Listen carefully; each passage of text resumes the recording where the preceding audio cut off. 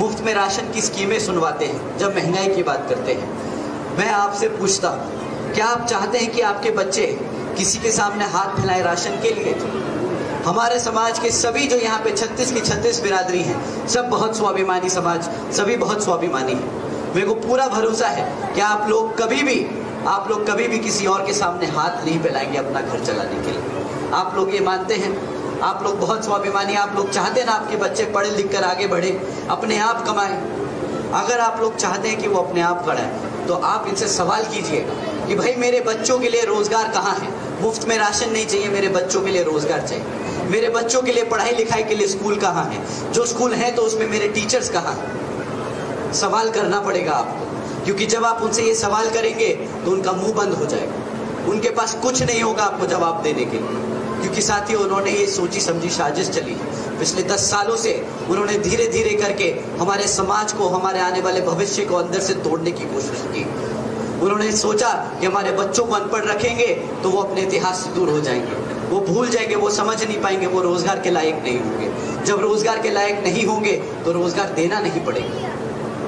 अब आपका काम है, जैसे आदरणीय बहन कुमारी मायावती जी ने अपने 5 साल के शासनकाल में यूपी में हमारे सभी बच्चों के लिए स्कूल का प्रबंध किया था, कॉलेजेस यूनिवर्सिटीज बनाई थी, उनके लिए मुफ्त में पढ़ाई के लिए पैसे खर्चे थे। आप जानते हैं सावित्रीबाई फूले बालिका आशीर्वाद योजना चलाई थी बहन जी ने।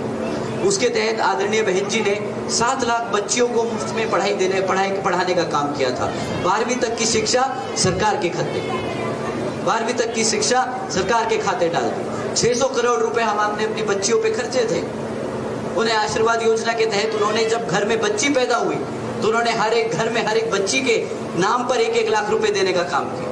उन्होंने देश में पहली बार गांव में हुई बच्ची, पैदा हुई बच्ची को लखपति बना दिया, जब पूरा समाज दर बदर घूम रहा है। साथियों, एक तरफ आदरणीय बहन जी और आदरणीय ओम प्रकाश चौटाला जी की सरकार रही है, जिसमें उन्होंने किसानों का ध्यान रखा।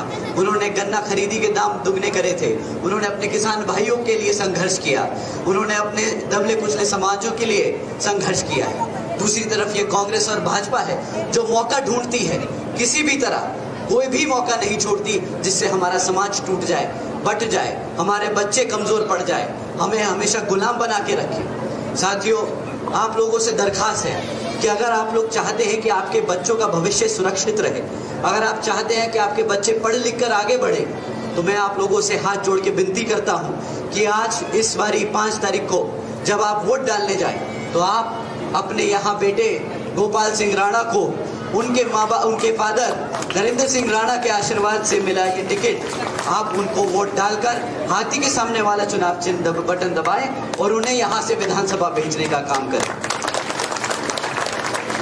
क्योंकि जिस तरीके से श्री नरेंद्र सिंह राणा जी ने पिछले 10 सालों से 12 सालों से यहाँ पे आप लोगों के बीच में रहकर संघर्ष किया है, आप लोगों के दुख सुख में साथ रहे हैं, उसी तरह मुझे पूरा भरोसा है कि उनके बेटे गोपाल सिंह राणा जी भी आपके साथ ही आपके दुख सुख में साथ रहेंगे, आपके बच्चों के लिए पढ़ाई लिखाई के लिए स्कूल का इंतजाम करेंगे, आपके गाँव में चिकित्सालय खुलवाने का काम करेंगे, हमारे बच्चों को पढ़ा लिखा कर रोजगार देने का काम करेंगे, उनको ये नशे की जो आदत यहाँ पे हरियाणा में फैल गई है उससे बचाने का काम करेंगे।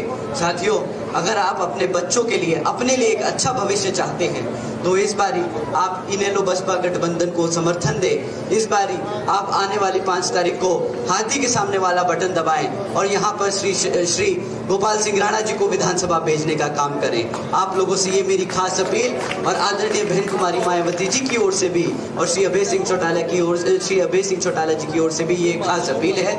आप लोगों ने अपना कीमती समय दिया, आप लोगों ने इतने ध्यान से, इतने प्यार मोहब्बत से हमें यहाँ पे बुलाया और सुना। आप सभी का मैं तहे दिल से धन्यवाद करता हूँ, आप सभी का मैं तहे दिल से धन्यवाद करता हूँ। जय भीम, जय भारत।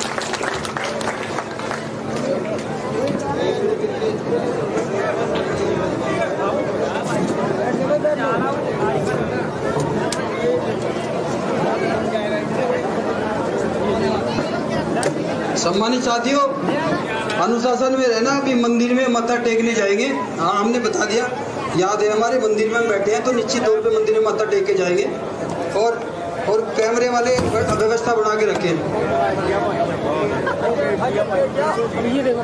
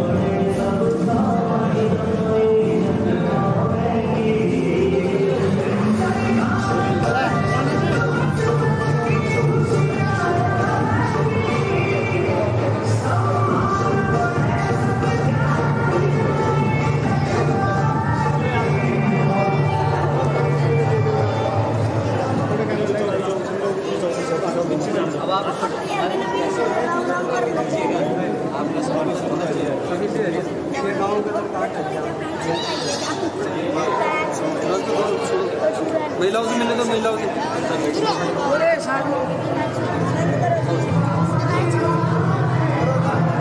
यहीं पे रहो यहीं पे रहो यहीं पे रहो यहीं पे आपने इतने ध्यान से सुना